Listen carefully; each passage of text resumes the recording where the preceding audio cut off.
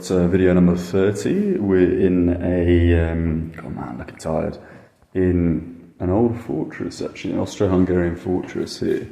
If you can see that. This is in Osijek, which is on the border of Serbia. And yeah, it's kind of, I guess, like a government program to renovate this place. There's like a number of things inside. And there's a hostel, and it's not brand new, it's 3 years old, but it's just empty, like literally, like this is the big international, Hosteling International, so the biggest hostel chain in the world. Yeah, here we go. There's only 3 people staying here and I'm one of them, so I just obviously checked in. I arrived yesterday in the end. It's exactly 7:30 p.m. Yeah, I did a bit of laundry and whatnot, and did some admin, got some little things done, some important things. I was obviously shattered. The final count is 249 kilometers, so it was 239 plus when I had that little accident, which I'm going to show you the bike now. Actually, I've repaired, I think, to the best of my ability with the resources I have. That front pannier wrap, which snapped as a result of the impact.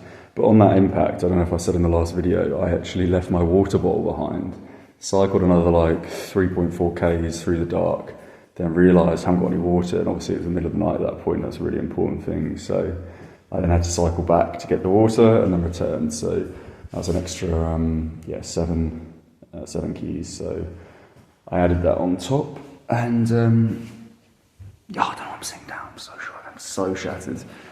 So 249 kilometers, which is pretty brutal, to be honest. I've got a bit of a headache actually, which I usually get from sunburn. Obviously, like my face was all creamed up, so that's not too bad. But it's when it's hitting your head, the sun the whole time, and yeah, your body gets so dehydrated when you're essentially your skin is burned, and it's kind of like that kind of scenario.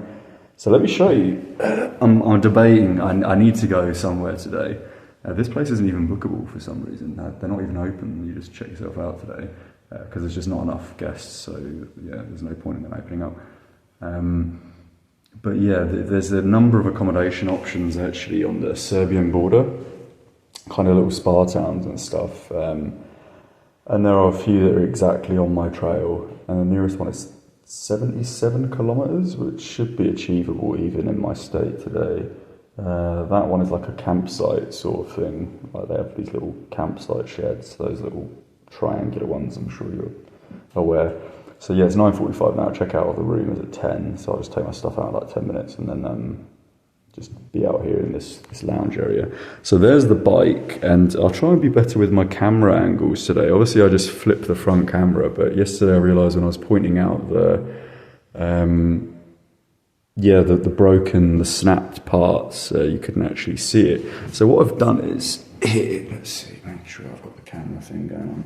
So what I've done is here, so this here, let's make sure, this here, it was really loose. Just tighten that, tighten this, which might be why the front brakes weren't working, because they're gone. I don't think this was tight enough. It was just too squeaky. Let's hope that's the case. I've taken 2 straps and strapped them around this, otherwise this will bend down, because the point of the joins here, where my fingers, where the snap joint was, and it's the same for the other side, is to obviously support and keep that elevated. But because that's gone, I've put the straps on there, and then what I've done is I've utilised this saddlebag here, handlebar bag, and I've elevated the straps over this, which is 5 kilos, by pulling it up onto that handlebar bag, which actually means it's probably more stable than it originally was. Let's hope. So yeah, that's looking good. I'm quite pleased with that, to be honest. That didn't take too long. That was really nice. There's also a Chinese guy here actually. He's also cycling. There's his bike up there. He's just come from Novi Sad, which is kind of where I plan to go, because it is an achievable 115 kilometers. But yeah, like 115 is not great, even on flat when your legs are destroyed like mine are, and I've got sores on my back because obviously I pack that really quite heavy backpack, which doesn't affect me in terms of the weight at all. But because of the weight, like obviously rubs against your back, and that's a bit annoying. What else? What was I going to say? Yeah, so like I was saying, there's loads of little villages and stuff on the Serbian-Croatian border.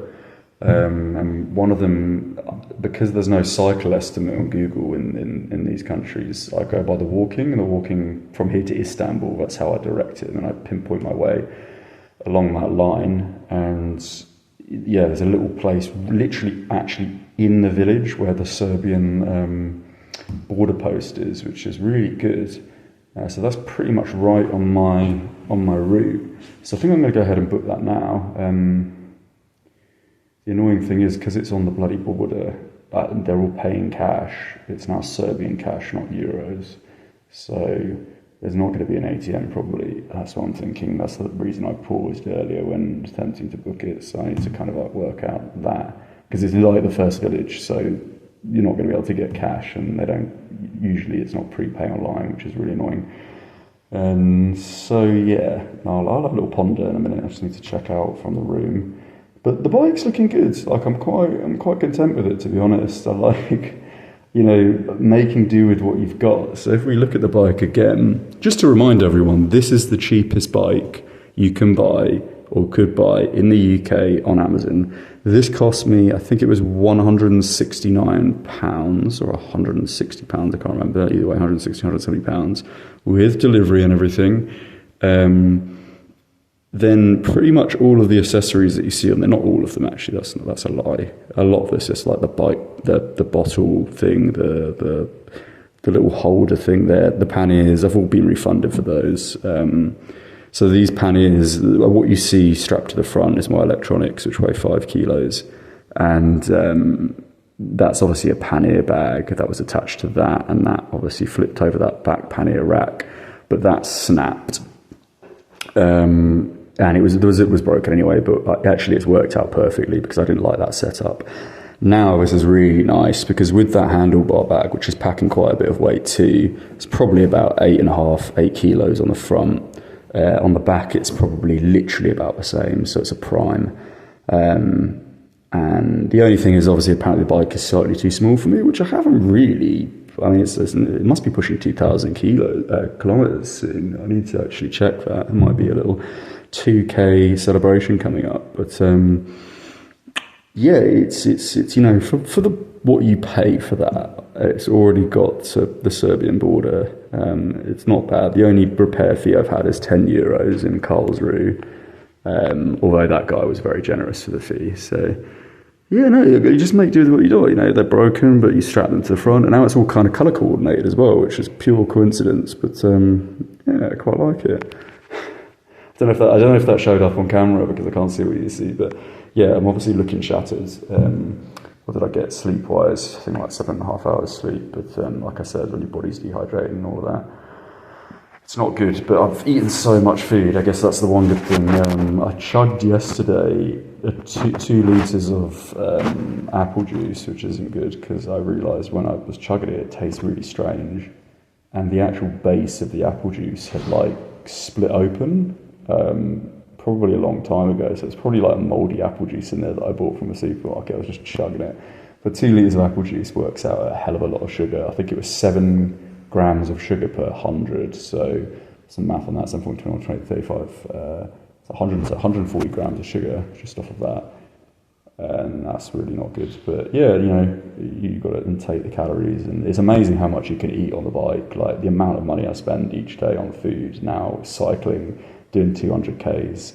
Like for 240 Ks yesterday, I probably had like 6,000 calories. Like it was insane how much I ate.